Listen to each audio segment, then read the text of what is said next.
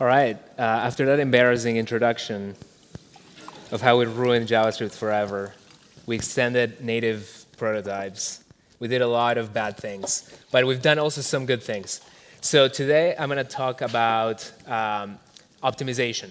So we call this talk Folding Space and Time because we're going to give you some tips and some patterns for how you can compress a lot of the things that your users consume every day, a lot of the processes that you deploy every day, even your own tooling, how you can see it from a perspective of minimizing latency, optimizing time, and optimizing space.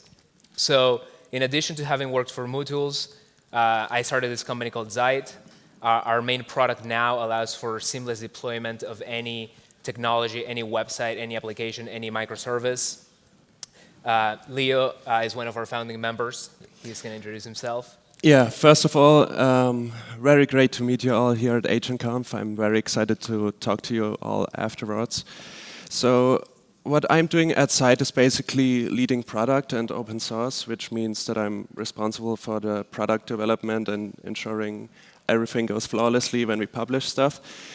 And yeah, you might know me from projects like Surf or Release or Hazel, which I built in the open source community, basically. And yeah. You can learn more about us and our company at Zeit.co. We actually introduced a product earlier this morning that is very related to the topic of our conversation, and we'll go into that later in this presentation. If you want to use Now, you can install it via NPM or our application Now Desktop, run it inside any directory. These are some of the open source projects that we created under this philosophy that we're going to talk about. So some of the ones that are relevant to today are Next.js. Has everyone here heard about PKG? Raise your hand if you've heard about PKG. Okay, that's really great because in the topic of optimization, and specifically optimizing Node.js applications, I think PKG is a critical tool to have in your tool chain. Next.js, also for those of you that use React, will apply a lot of these principles seamlessly for you. And you can find all of our open source projects under Zeit.co/OSS. So something that Max was talking about was sort of deciding when to open source or how to open source or what to open source. One of the things that we've done at Zeit is decide on a philosophy for the things that we want to optimize, for the processes that we want to make easy. So we started with deployment and making it a single command. We did the same for zero configuration React projects. So this talk will first of all going to introduce this design philosophy, how we think about it, how we visualize it. So hopefully it can also help you when you decide what projects you want to tackle, how to prioritize open source and so on. Secondly, we're going to talk about what are some of the applicable concepts and techniques that emerge from this philosophy. And finally, we're going to give you a small case study of how we applied these principles to a recent product release. And one of our intent today is to also make you a part of this conversation about making products and focusing on the end result and the end user experience. So if you have any questions throughout the presentation about anything, so feel free to interrupt us at any time. So as I said earlier, part of our day-to-day job has to do with optimization.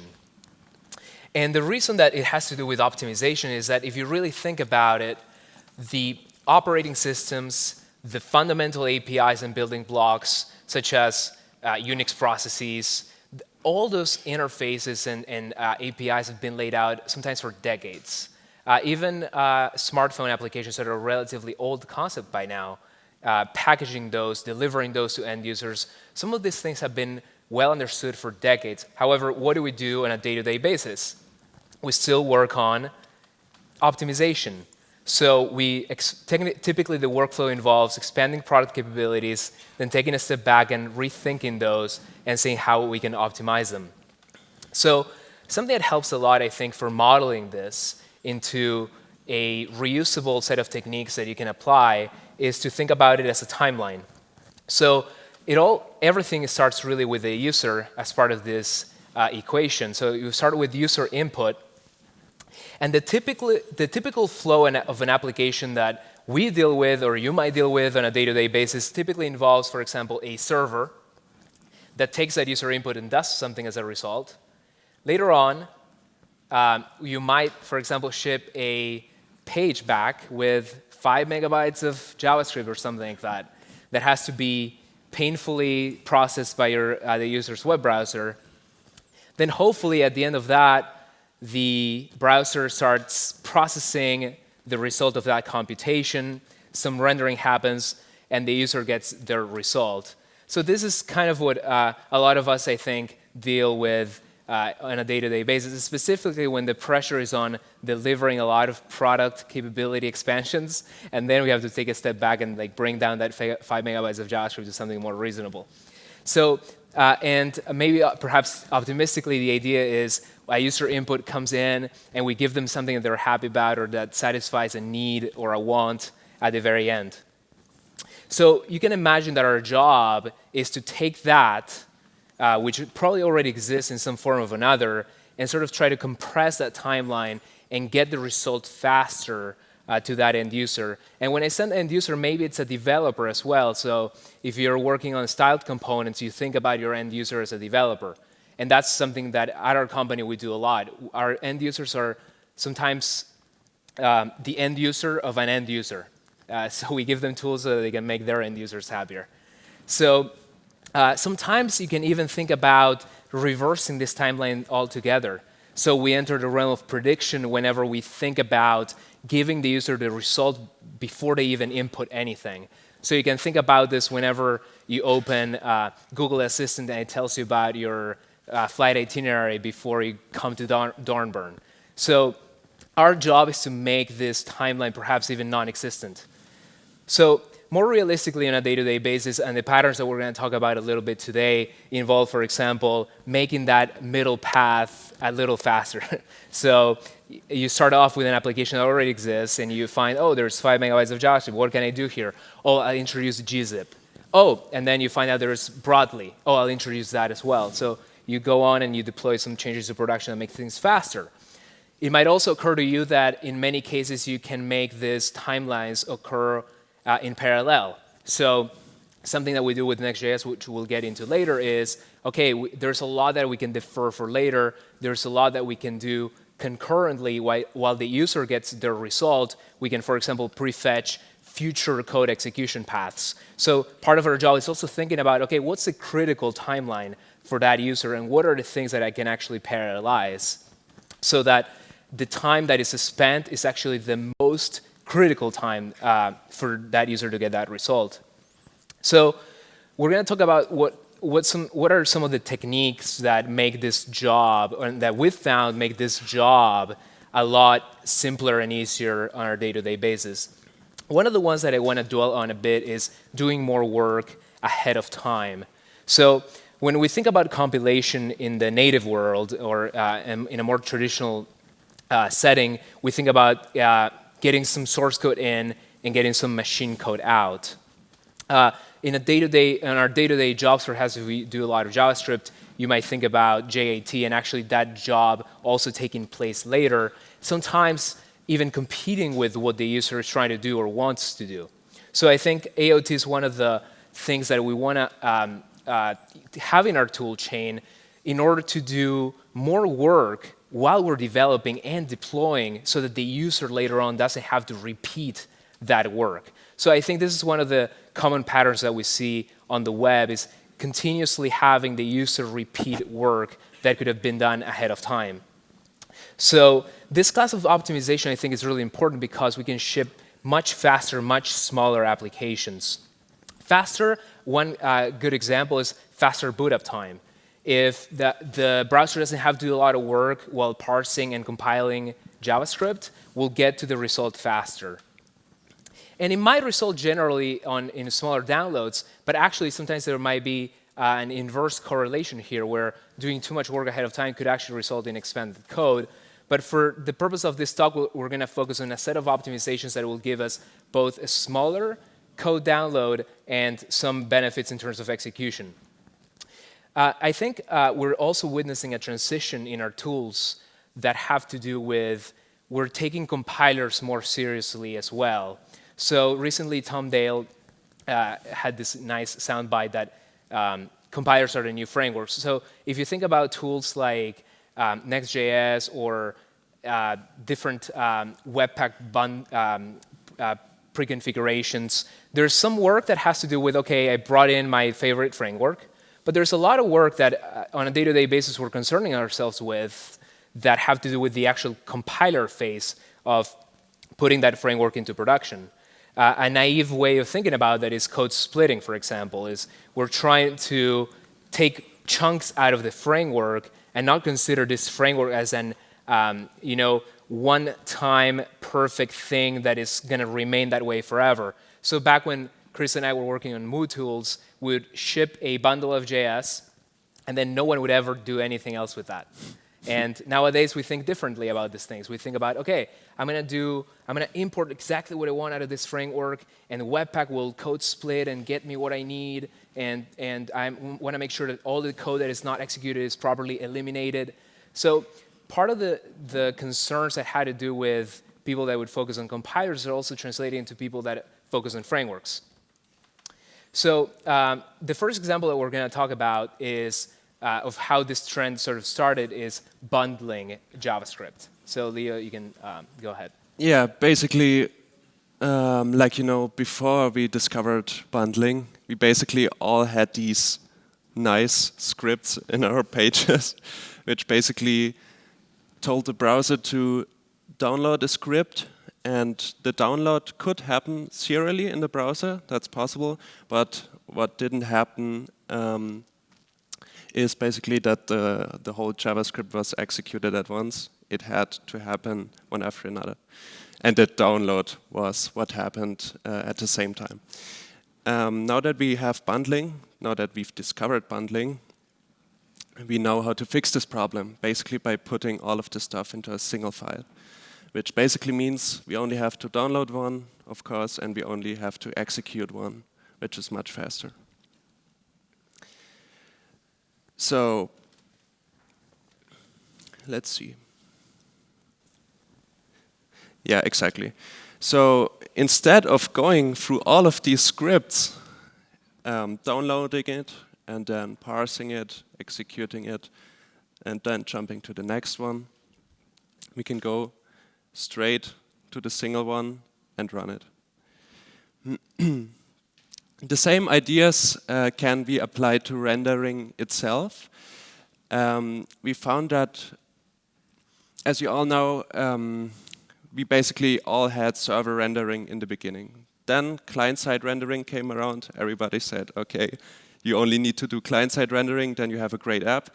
But over time, we've discovered that we need to have both. We need to have server rendering and client-side rendering.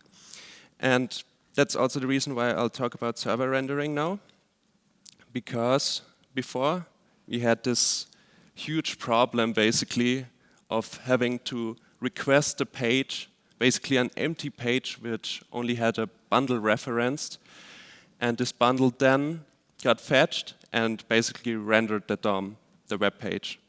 But thanks to server rendering, we only have to request the page basically, which gets rendered on the server, so we get the markup straight from the server, and save this whole step of having to render in the browser and see a flicker or whatever. It's much more efficient. Yeah, in addition to bundling and rendering on the server, we noticed that minifying, of course, is a great solution to make your site much faster.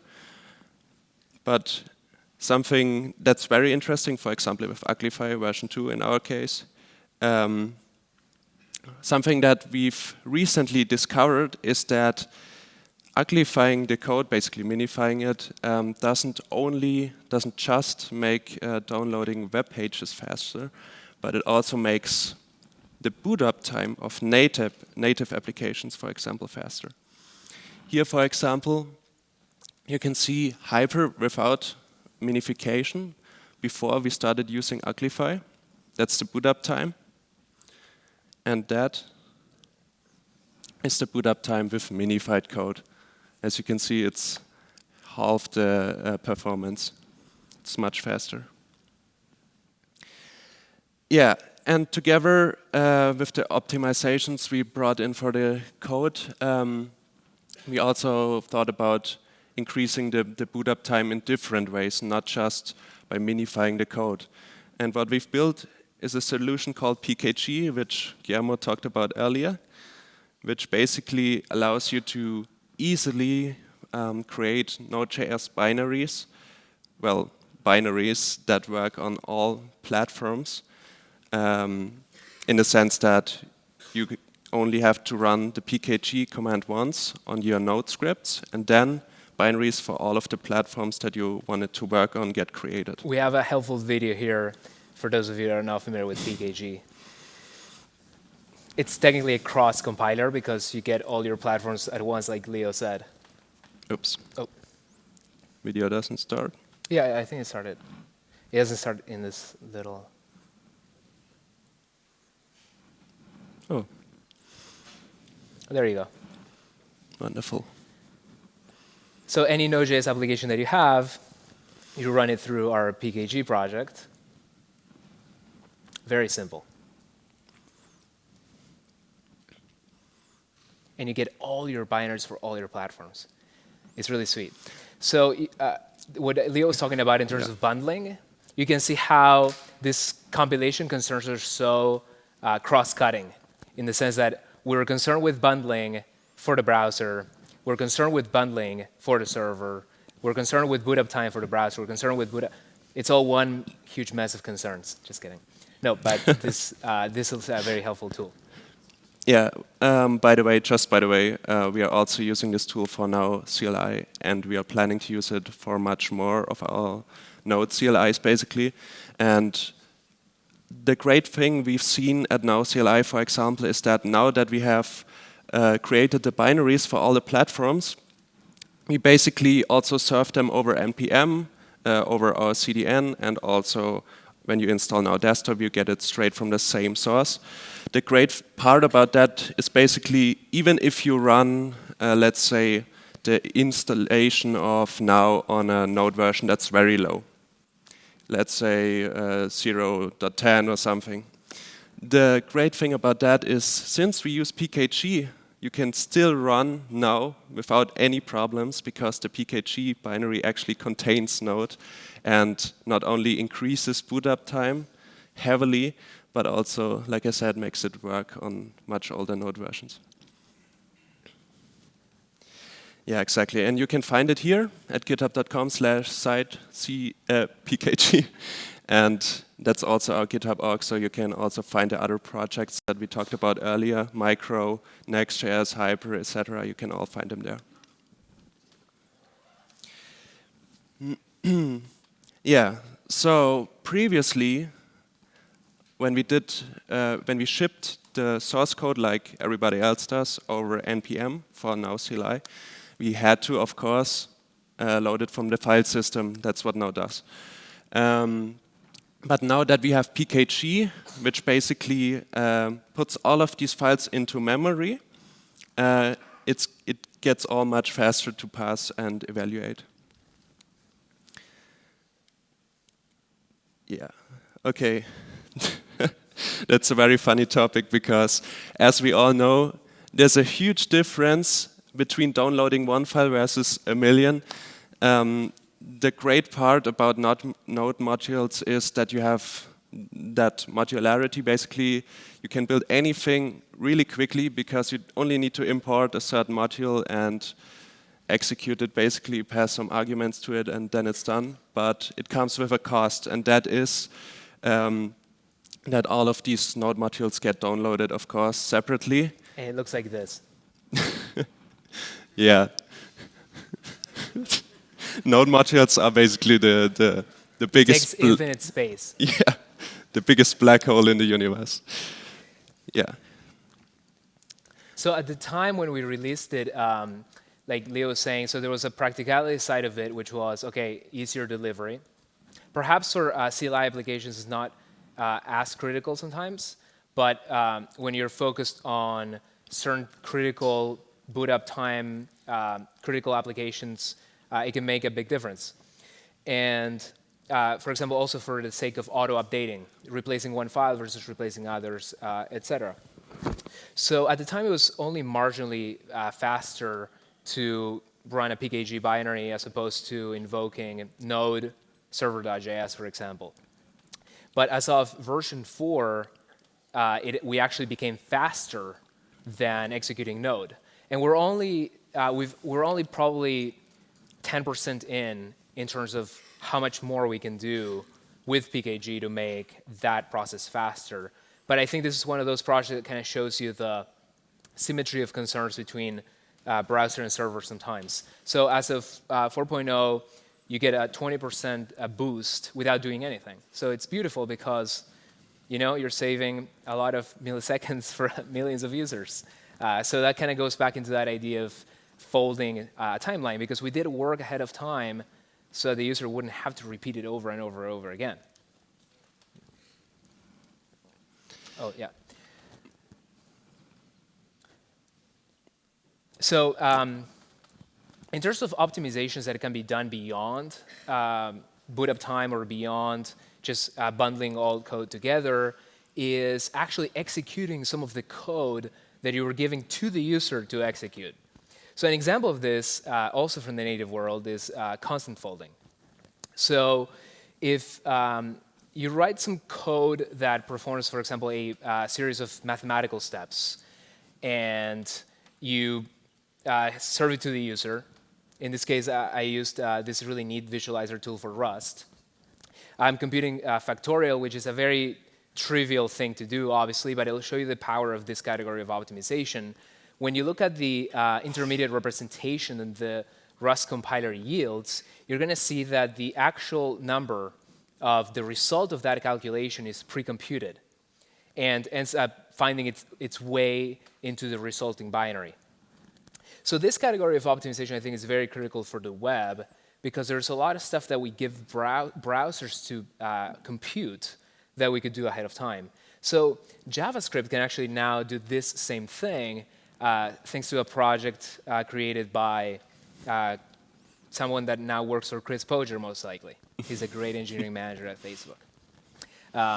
So this is an example of prepack sort of doing the same exact thing with a factorial function. And I have a duplicated slide there. So one of the ideas behind Next.js, our React toolkit, was sort of compress a lot of these really good ideas and and present them to you sort of as a default, so that, for example, when you're developing, you don't have to turn on hot module replacement and things like that. And conversely, when you go to production, we turn off hot module replacement, and we eliminate a lot of dev time code, and we perform a lot of optimizations on your behalf, so that trying to sort of put you into the pit of success. So we try to follow this timeline of, in the beginning we thought I need JavaScript, and that's why we had the problem with loading abcd.js in parallel. And we would bring in mootools and jQuery. Actually, that was a big concern for us at the time, is what if people want to load both mootools and jQuery in the same page? So that's where we were at the time. Then we realized I need a framework that sort of manages all these cross-cutting concerns. So we got things like mootools more, actually, where we put a lot of things like Ajax, and we had a little module system, and so on. Later on, we realized that we were making the frameworks so big that we needed compiler-type tools to start trimming down code. And nowadays, I think we're finding out that we're going to need compiler frameworks to sort of customize and take control of these optimizations ahead of time. So an example of that is Babel. Babel puts us in control of performing some very useful AOT optimizations. So in Next.js, an example of that is, for example, if you create a page that renders some JSX, we allow you to inline some styles that actually get compiled and isolated for you, so that you don't embed global CSS all over your pages. So when you create a page like this in JSX, what Babel is doing before we give the code to the browser is we turn that style into a specific component with prefixing. So with this simple technique, we simplify a lot of issues that have to do with CSS polluting every namespace and so on. And all we had to do was register one Babel plugin. So by Next.js allowing you to extend and configure Babel, it's sort of giving you the power to not only use our tools as they are and as we expose them in our APIs, but also take control of how code gets compiled and modified before it gets served to your users. Another set of optimizations that you can define on your own, for example, is compiling Markdown ahead of time. So we all like to write Markdown as opposed to writing HTML and JSX in a lot of cases, but we don't want to ship a Markdown parser that converts your Markdown to HTML to the end user. So every time you find libraries like Markdown.js, or you go to NPM and you find Markdown, a naive approach may be, oh, I'll bring in the entire Markdown library, and then it finds itself into your bundle. But a technique we're applying that we've actually open sourced for our documentation is we can tell Babel, and I don't know if this is big enough, but we can tell, let me see if I can increase the size.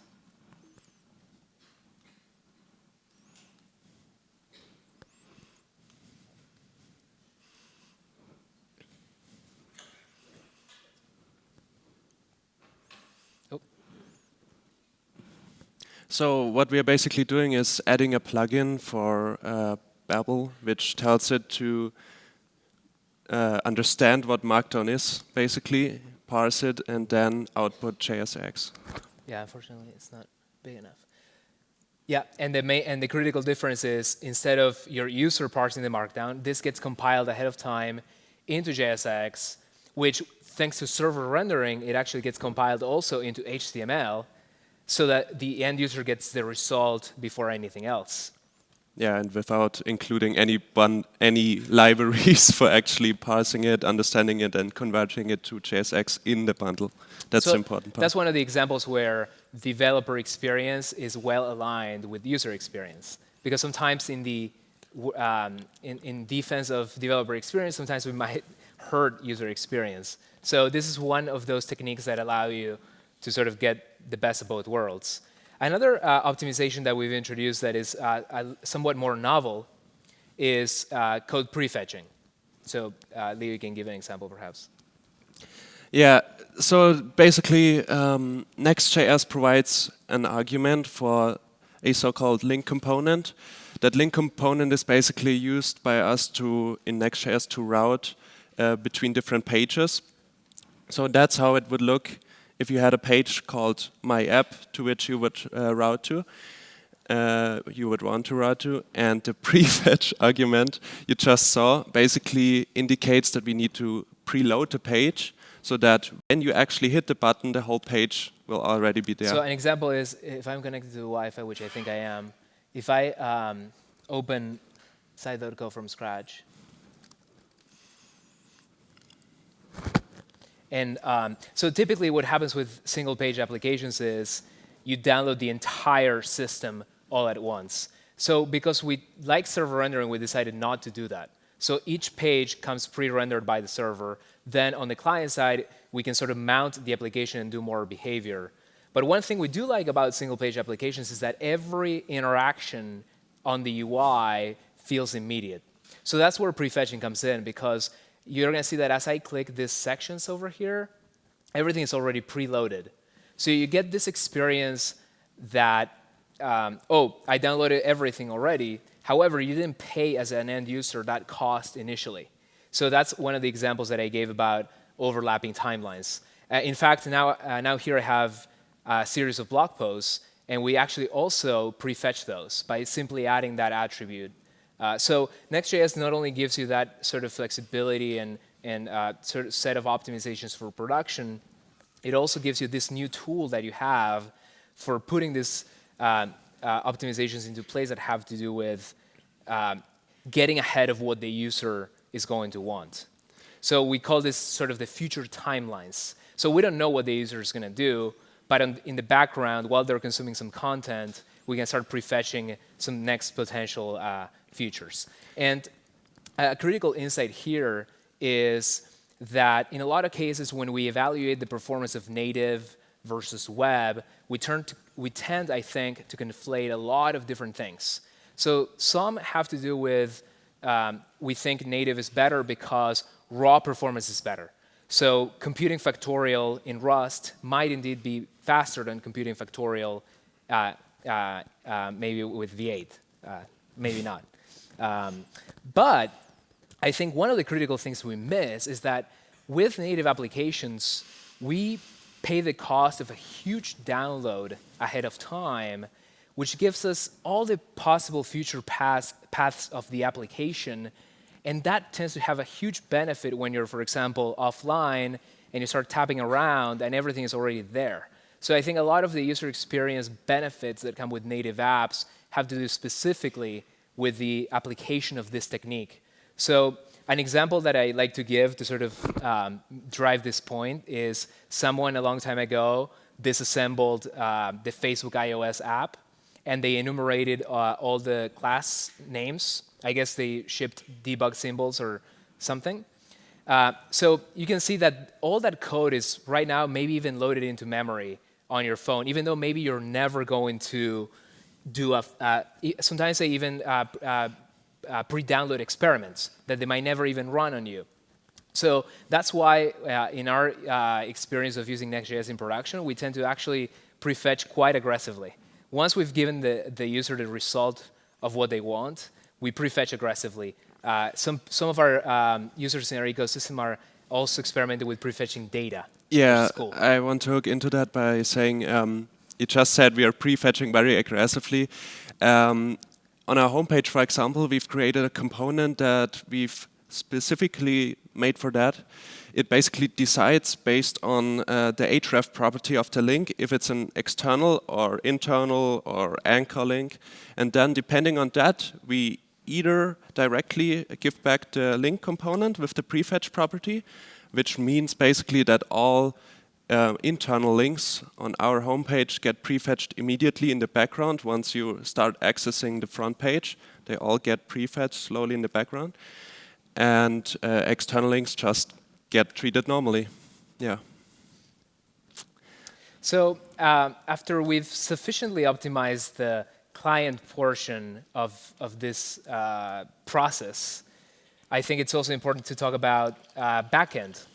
So the timeline I mentioned earlier, the timeline with user input tends to first involve server for any sufficiently interesting computation or data that the user is interested in. Typically, offline acts more as a cache, and the user is perhaps more interested in getting some fresh data or performing some fresh computation.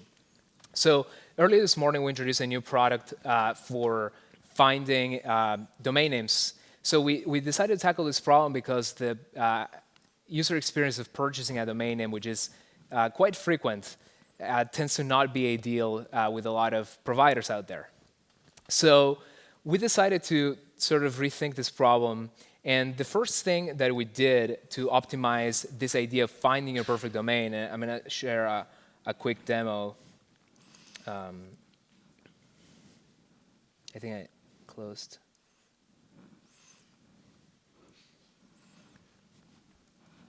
Oh, I have a tab open. OK, great. Now I only need to find my cursor. So, oh, wrong link. OK, great. So actually, that was prefetched, which is why the transition happened quickly. So the next thing that happens is, OK, we want to present the user with the input as soon as possible, with obviously pre-focusing and downloading the input as soon as possible, and putting that priority on getting the data from the user's brain into our cloud, so to speak. So the next thing is the user starts typing. One of the priorities here was to sort of make the process of typing completely blocking free. So you sort of decide what you want to name your next big open source project. So I'm going to call it styled components. It's new. So the idea here was the act of, this is something Google popularized with instant search. The act of typing in can already begin to be streamed to the server. Now, this seems obvious today, but it's quite a departure from I type in something and I press enter and I post and I get a brand new entire page of HTML, and then I get some results back. So the idea was we wanted to make this assumption that we're going to be streaming data to the server, first of all. So what we set out to do was design a streaming protocol. So HTTP is more of a request-response protocol. Sometimes you can override the content type to make it not so, but typically you send a request, and you get a response. If we had to do that for like hundreds or thousands of domain names, things would get pretty slow. So we decided to sort of take this idea of a JSON new line delimited stream of sort of actions. So those of you who have used Redux, it's kind of like Redux on the server, for the server. So the idea is the connection maintains your state, kind of like if it was a remote store of sorts. And the first thing we do is we write an action that says search. So that search action is going to impact some remote state. Again, so just model it as there is a Redux store somewhere, and you dispatch an action to it. And as a result, instead of getting an entire payload of the state that gets rendered, which would be more how Redux works, we start getting back progressively little nits and little pieces of the data. This is very important because we have a huge variety of backends to hit, all of which have distinct performance characteristics. So when we go back to the world of server rendering only, you're always bound, your page impression is always bound by the slowest piece of data that had to be fetched. So I think this is why it's so important to use tools like Next.js that sort of allow you to decide how much do I want to pre-render, how much do I want to do on the client, to sort of speed up giving the user feedback. So an example of pre-rendering, or sort of trying to predict what we're going to show the user, is we already know what the set of possible TLDs is. So if you go to a page that has a URL like that, we already pre-render it with what we anticipate is going to be the set of results. So if I reload this page, you're going to see that Next.js already knows all the TLDs, so it gave me a bunch of HTML with like grayed out domain names.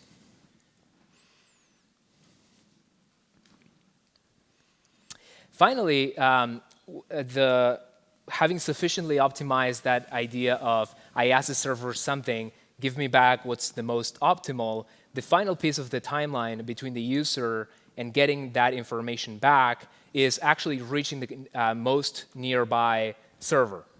So for that, we deployed our APIs via DNS Anycast to 2 different data centers, one in San Francisco, one in Brussels.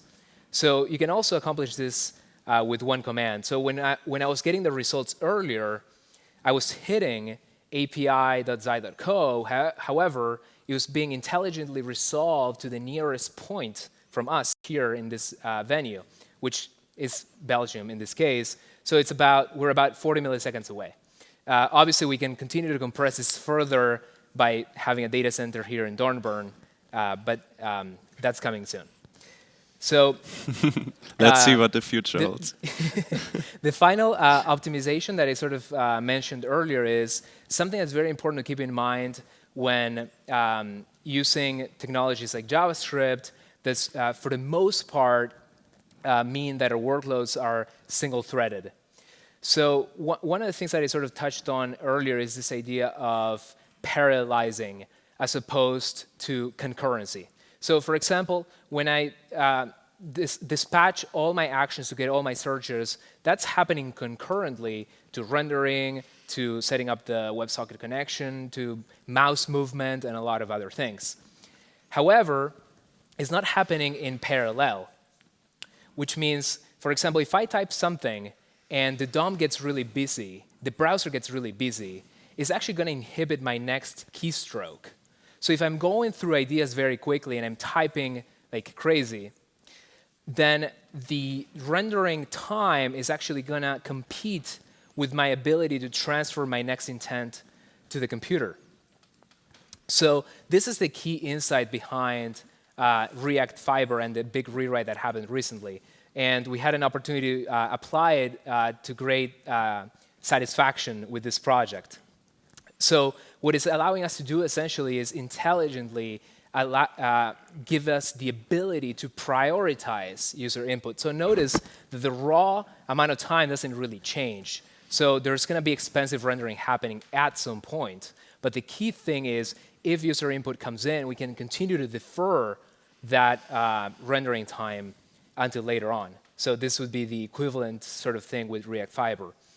And another thing that I kind of didn't show, but I glanced over, is we want to focus on what the user actually wants. So like, let's say I go to the very bottom, I start giving priority to this part of the page.